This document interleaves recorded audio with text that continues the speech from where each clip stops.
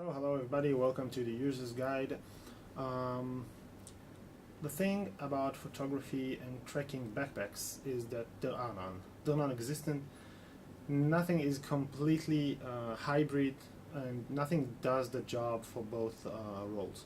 So photography backpacks tend to be like box shaped, tend to be more gear specific, and to have the gear in mind and not your back.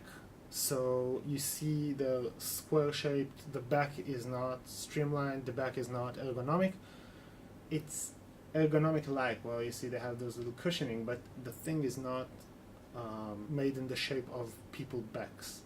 They're made in the shape of little closets that you can put photo gear inside them very effectively. And there's many malfunctions, so to speak, in that sort of design. And what I want to show you now is my solution to this problem. It's cheaper than those extremely expensive backpacks, and I think it's much sturdier, much more suited to the wild, much more suited to somebody who want to walk all day long with some amount of photography equipment, sometimes even a hefty amount, but still want his back to be healthy, not to be sore after a long day hike. So what I came up with is, this is the low alpine, not low pro, but the low alpine Air Zone Quest 37 liters. Here you can see that it fits an Enduro, pretty massive, I don't know, well, it's the 80214 with a PHQ or something, tri-dimensional head, 5 axis or something, I don't know what they call it. So let's take the tripod out. But something you really need to notice is that the tripod doesn't lock the side axis to the photo equipment, which I'll show you just in a minute. So taking the tripod out is pretty simple. It stands between this flap and between this thingy that holds ice axes, or how, I don't know how you call them there, we don't have snow here. So from here I'm gonna take out, this is a lens, it's not by any means not a Canon lens, and this is a black cloth, which is very important for this kind of photography. Here is a Tachihara fill stand, which is a field 4x5 camera. It's pretty good. I don't know, it's rather light, wooden, made out of cherry wood, or I don't know, whatever. That's how it looks. Pretty simple to use and to set up. So there goes the lens. It's 150 something, but they all look the same, so it doesn't really matter.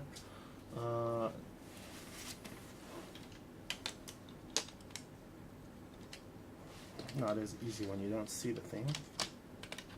Okay, so now we're ready to go. Okay, hello. So what I have here, this is the backpack photography equipment compartment, and it's made out of I don't know how you call them in English, those little thingies that come with a little stove, little field stove, and coffee and tea or whatnot. So I got one, I just used the bag. It's relatively sturdy and it protects my my camera gear, and it also gives me some sort of division of partition to my other equipment. Could be personal equipment, could be water, could be anything. Now I fill it up with photography equipment. Let's see what else. So first, a sweater. Always important to carry a sweater. And there's a 13-inch laptop, could be 15, just as easy.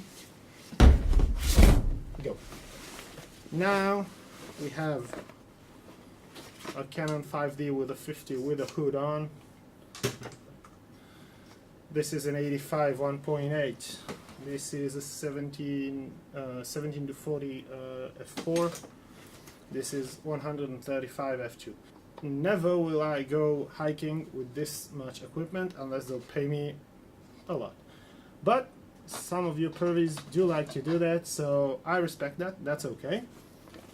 Your choice. I wouldn't do it, but if you want to do it, well, this is how I recommend you do. What's the secret? These are Donkey inserts. You can use any Chinese insert. It doesn't really matter how sturdy they are. They just, you know, hold the gear and do nothing else. So they can be cheap. I have two, one for the 135 and the other for the rest of the stuff.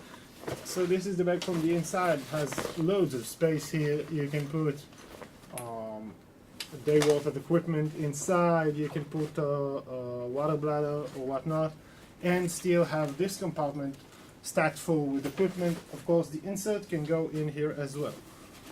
So now it's a digital backpack setting.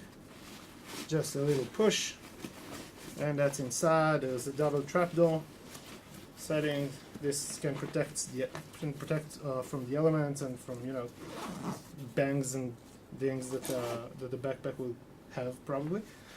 Here you have place for water bottles and whatnot. You can use it for smaller tripods, which you probably want to take outdoors, not this beast. I never take it outdoors.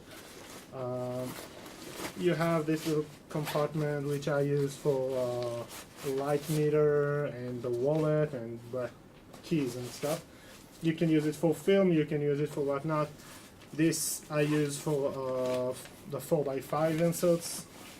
Well, you know, that's a backpack. You can use any backpack that's good on your back.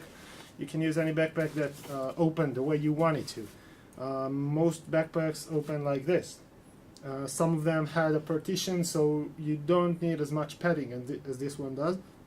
You just have to go to REI or whatnot and grab the first backpack that sits tightly and comfortably on your back and has the compartments and openings that can be of use in order to store photo equipment.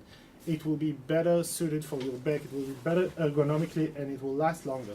You see, photo backpacks, here they use to put the laptop or stuff, so all the weight is held by a zipper, because these are tied to a zipper, and this is tied to a zipper.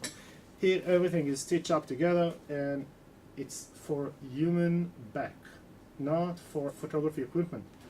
Much better in my opinion, much sturdier and much more comfortable, much more nice in the back when you get the breeze out here. I can fit my hand inside. That's how big this gap is. So yeah, well, this is just one of them. There are many. Go buy them. They're much cheaper. This entire settings didn't cost half as much as photo backpack would have cost. That's it. That's the user's guide for today. Have fun, go hike, and use your equipment.